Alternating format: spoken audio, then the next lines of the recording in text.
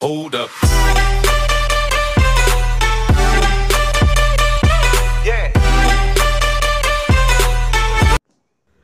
Ассалаумағалейкум достар, баршаларыңызға қайырлы күн. Бүгін бізде 109-шы сабақ визитка жасау деп аталады. Өздеріңізге жеке визитканы қалай жасаймыз, қалай эскизін жасаймыз, және де қандай дизайндар тура келеді. Видеоның соңында мен бірнеше эскиздерді көрсетем, және де бұдан бөлек видео сабақта мен сіздерге 3 түрлі визитка жасау жолын көрсетем. Негізі визитка жасаудың 1000 түрі бар. Оның барлығын бір видеоға сыйдыру мүмкін емес. Ары қарап рисовать, обычный рисовать, начать рисование достар. Соңында размер жазатын жер бар. Дәл осы жерге. Негізі визитканың размері 86-56. Мінекей, ширина 86, высота 56 деген размерде болады достар. Жақсылап көріп алыңыздар қай жерде орналасқанын. Жақсы, әрмен қарай біздер енді рисовать бөліміне баратын боламыз. Рисовать бөлімінен достар, қазір кезде хит болып жүрген KZ админнің эскизін жасайтын боламыз. Добавить фото арқылы аласыздар. Бұл жерде де мінекей, дәл осылай костюм киген адамның бір шетке суретін қоятын боламыз. Бір шетке қоямыз достар. Дәл осыны қазір бір шеңбердің ішіне, шеңбер тәрізді фигураға салатын боламыз. Енді әрмен қарай мұқият қарауларыңызды сұрайым. Мінекей, пустой слой дәл осылай жеке өзін бір слой қоямыз. Жоғары жақтан плюс батырмасын басып, пустой слой ашатын боламыз. Енді мінекей, фигураға кіріп шеңберді таңдаймыз. Шеңберді таңдап алып достар, енді түс беретінге таңдайды. Түстен пипетканы басып, достар, қандай костюмнің түсі, қандай тура сол түспен сәйкестендіретін боламыз. Дизайн болғасын достар, бұл разноцветный болып кетпеу керек. Светофор сияқты барлығын бір түске сәйкестендіретін боласыздар. Мінекей, дәл осылай шеңберді қойып алатын боламыз. Не үшін қойып отқанымызды қарап отырыңыздар достар. Пиджактың үстінен басамыз, яғни адамның үстінен, енді бізде артық жерлерін өшіріп тастайтын боламыз. Сол кезде тура осылай эскиз шығады. Енді бұны көшедегі баннерлерден, басқа да жерлерден көріп жүрген боласыз шығарсыздар достар. Енді мен бұны сіздерге соткамен қалай жасалу керектігін көрсетіп жатырмын.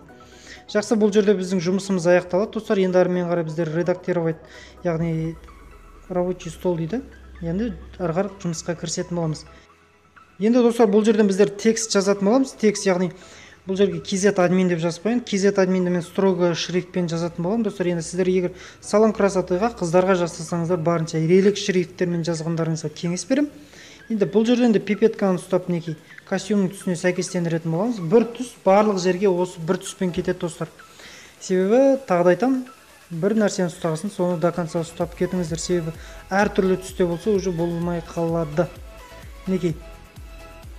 Жақсы, енді әрмен қарай достар, атын аты жөнін жазамыз. Текстке кіріп Артур Еспол деп жазатын боламыз. Енді менің ойыма келген бірінші аты осы болды. Пипеткамен тура солай қайталайтын боламыз достар. Мінекей, костюмнің түсі. Бұны да строго шрифтпен жазатын боламыз. Артур Еспол, мінекей.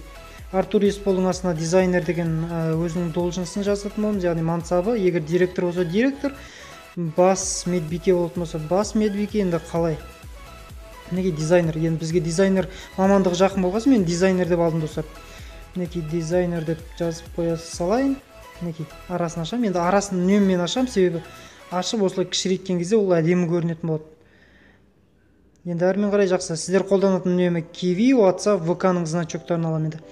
Сол бізде көбінесе қолданады екен. Kiwi, WhatsApp, VK-ның значоктары, яғни өзінің данныйлары жазылған. Добавить фото арқылы PNG форматтағы логоларды ала салайын.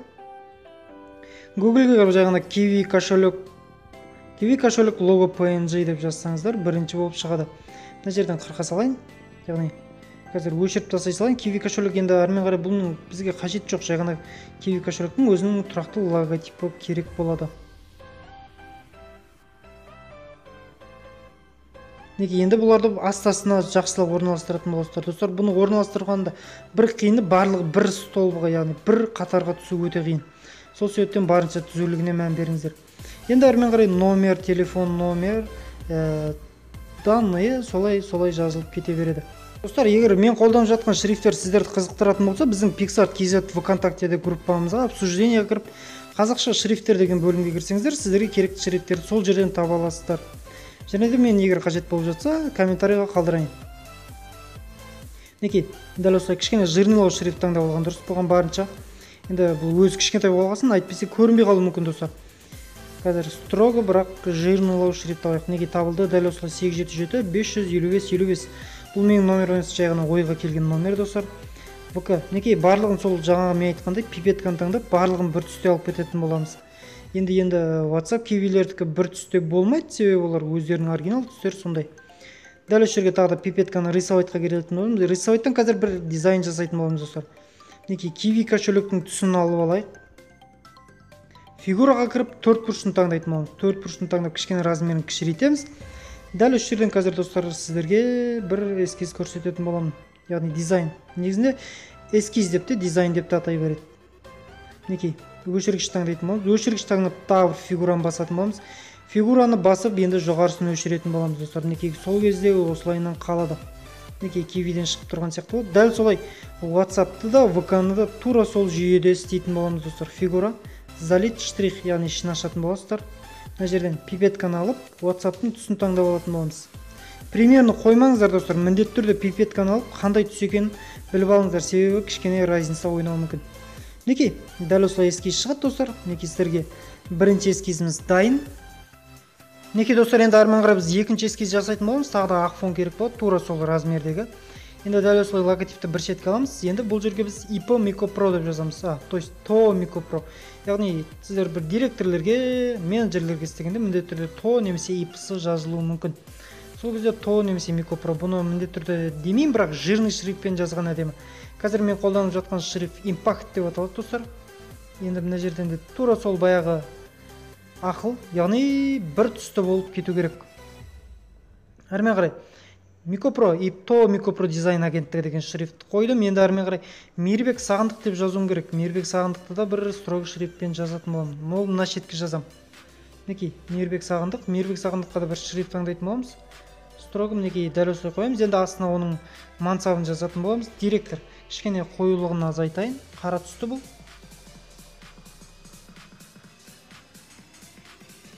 Мінекей мансабын жазым, енді әрмен қарай добавить фото арқылы иконкаларды алатын боламыз. Телефонның, адрестің, email почтаның иконкалары, яғни Google-ге кіріп электронный почта иконка PNG деп жазсаңыздар бірінші болып шығады.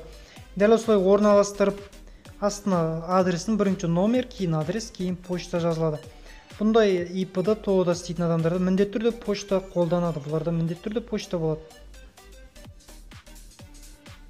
Мінекей енді мен Мейірбек Сағындықтың қоюлығын азайтқан болатын, сол себептен барлығының қоюлығын азайтуға тиістімін. Себебі біреуі яркий, біреуі цветі қою емес болып көрінсе, ол тағы да болмай қалады. Мен барлығын 61-ден ұрдым. Барлығы енді 61-ден кетуі керек достар. Мінекей почтаны, адресті дәл осылай жаздым. Дәл осылай орналасады достар бір шетке. Енді әрмен қарай рисовайттан тура осылайынан сақтасаңыздар да болады достар. Бірақ та мен кішкене дизайн қосуға тура келді. Мына шеті ашық қалғаннан кейін тура сол баяғынай түсін таңдап аламыз. 4 бұрышты фигураны таңдап, енді размерін кішкене кішірейтіп, мінекей мынаның өзін жеке өзін қоршап аламыз. Қоршап алып текст, яғни мына ашық жерге достар өздеріңіздің ұрандарыңызды қойсаңыздар болады. Енді әр TO немесе бір сетевой маркетинг дейді, өздерінің бір ұрандары болады. Банктың өзінің ұраны болады, кәсіби банк. Біз сіз үшін та не істей аламыз деген сияқты. Енді мына жерге мен ойыма келген сөзді жаза салдым. Біздің қатарға қосыл досым деген. Ой құдайым-ау, не деген ұран. Енді ойыма келген осы болды достар. Әрмен қарай кішкене тамағым қарылып отыр достар. Егер даусым қатты шықпай, даусым түсініксіз болып қалып жатса, кешірім сұраймын оған. Осымен үшінші рет тура осы бір видеоға аудио басып жатырмын. Екеуі сақталмай қалды достар. Телефоным кішкене не то болып тұр.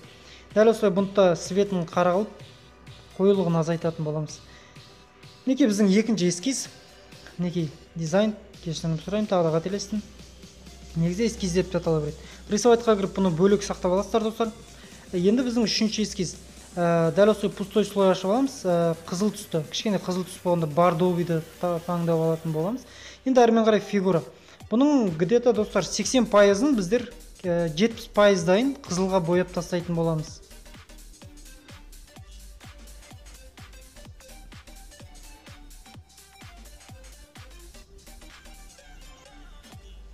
Мінекей, қызылға бояғасын достар, енді жоғарысынан біздер көк түсті таңдап, енді қоюлау көк немесе толық қара 4 бұрышын таңдайтын боламыз. Штрих ішін ашамыз.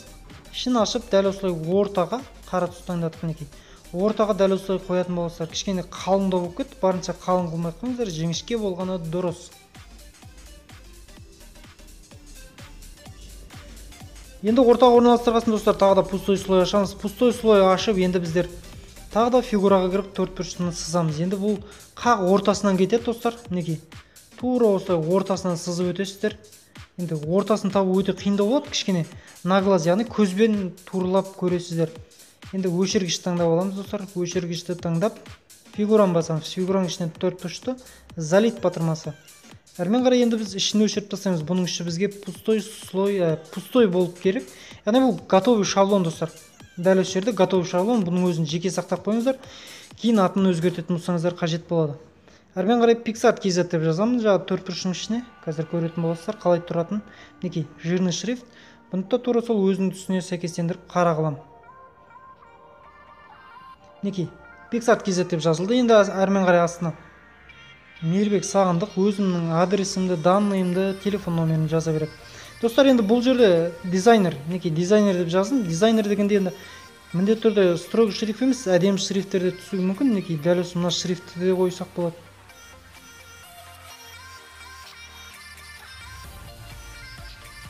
Строго шрифтпен қалдыра салайын достар, дизайнер деген кішігірім болады. Яғни міндетті түрде Мейірбек Сағындық астына қандай должностьта екенін жазады. Жаңағы телефонның иконкаларын алатын боламыз достар, бізге солар керек болады. Адрес пен телефон бұл жерге жеткілікті. Енді бұл кішкене басқаша эскиз болғасын, біз екеуін ғана алатын боламыз. Мінекей телефонның және де адрестің иконкасы. Енді бұларды аққа бояу керек болады достар. Аққа бояу өте қиын да шаруа емес. Бұны жай ғана FX-ке кіріп, яғни эффектке кіріп, ең астындағы жоғарыдағы свет деген бар достар. Астынан саналды екінші тұрады. Осы жерге кіріп негативті бассаңыздар аппақ болып шығады. Қара түсті объектілерді дәл осылай достар ақ түске өткізіп аласыздар. Тағы да айтам достар, дауысым кішкене қарылып тұр. Егер дауысым кішкене шықпаса, кешірім сұраймын. Шынында да кешірім сұраймын. Енді достар, мінекей адрес, және екеуін бір қатарға қою тағы да кішкене сіздерге қиындық туғызуы мүмкін. Енді астында ашық жерге бұны жіңішке шрифтпен жай ғана сол ненің сайтын жаза саласыздар, www.micopro.com. Мінекей адресін жаздық, номерін жаздық. Бұның өзі бір дизайн болып қалады достар. Бұның өзі бір визитка. Сіздердің номер телефондарыңыз сұраған кезде осыны шығарып алып, немесе осыны электронный WhatsApp-пен жіберіп отырсаңыздар болады. Сохранить. Енді дәл осы жерден достар, мен сіздерге эскиз жасаудың бірнеше түрлерін көрсететін боламын. Енді 1000 түрлі түрі бар. Google-ге жай ғана визитка деп жазсаңыздар, сіздерге мыңдаған идеялар келтіреді. Әрмен қарай біз көрсететін боламыз. Бұл жерде фигура. Фигураны төртбұрышын аламыз достар, мінекей. Бірінші бір қарапайым эскиз көрсете салайын, кішкене түсінікті болу үшін. Енді мына жерден өшіргіш таңдап аламыз. Өшіргіш таңдап фигура. Фигурадан кейін мінекей окей батырмасын басып қисайтып жандатып өшіретін боламыз достар. Мінекей жандатып өшіреміз. Бұның өзі бір идея достар. Бұл рисовайттан енді барынша істей берсеңіздер көп. Копия. Бұны қайта істеп жүрмеу үшін преобразовайтты басып, мінекей мына жерде астында 4 батырман бассаңыздар дәл осылай ауысып орнына келеді. Мінекей бұның өзі бір эскиз, бір дизайн, бір шаблон достар. Бұны удалить тағы біреуін көрсетейін. Пустой слой, міндетті түрде пустой слойға істеңіздер. Мінекей домалақ қылып алам. Домалақ қылып алып, мінекей, кешіріңіздер, бояғыш таңдап алыппын. Тағы да фигураны таңдап алайын. Окей. Фигураны таңдап, мінекей домалақты бір шетке алып, немесе осылай толықтай жартысын алып қойсаңыздар болады. Көшедегі билбордтарда, баннерлерді көріп жүрген эскиздеріңіз достар. Мінекей көктің ішіне бір логотип, немесе бір сурет, немесе бір түрлі ұран сияқты сөздер қойсаңыздар да болады достар. Оның ішіне енді әрмен қарай текстке кіріп, текст жаза бересіздер. Примерно көрсетейін, мына жерлерге тура осы көктің тұсындағы сияқты түстермен тексттер жазылады достар. Должность, жаңағыдай адрес, телефон деген сияқтылар кете береді. Бұның өзі бір эскиз достар, бұны өшірейік, тағы бір эскизді көрсете салайын, өте оңай. Енді рисовайтқа кіріп эксперимент жасасаңыздар достар, өте көп дизайндар шығады бұл рисовайттан. Просто отырып алып идея керек, көрген нәрселеріңізді осы рисовайттан қайталап көре беріңіздер. Бұл жерден көптеген нәрсе шығады. Жай ғана Google-ге жазыңыздар, визитка, шаблон, визитка деп жазсаңыздар, түрлі идеялар келеді. Көрген нәрселеріңізді осы рисовайт арқылы эксперимент жасай беріңіздер. Мінекей өшіргішті, домалақ өшіргішті аламын да. Домалақ өшіргішпен өшіріп көріңіздер, үшбұрышты өшіргішпен өшіріп көріңіздер, түрлі идеялар. Енді бұл жерден жай ғана преобразовать. Енді бұны астына түсіре саламыз. Мінекей, бұның өзі бір эскиз, бұның өзі бір дизайн. Бұндай эскиздерді көрген боларсыздар достар. Мінекей достар, видеоның да аяғына жақындап қалдық. Мінекей қазір тағы біреуін көрсете салайын, копия. Преобразовать. Енді бұл жерде сол кезде достар, қалай видеода тура сол кезде ойыма келген нәрсенің барлығын сіздерге көрсеттім. Әрмен қарай мен жеткізбеген нәрселерді өздеріңіз зерттеп, өздеріңіз істеп көріңіздер достар. Сіздермен болған мен Мико Про достар. Видео сіздерге пайдасы тисе өте қуаныштымын. Өздеріңіз қайталап істеп көріңіздер. Визитканың сан мыңдаған түрлері көп. Сіздерге ұнады деген ойдамын. Егер ұнаса, шынында да ұнаса, жай ғана лайк басыңыздар. Сау саламатта болыңыздар. Келесі кездескенше сау саламатта болыңыздар.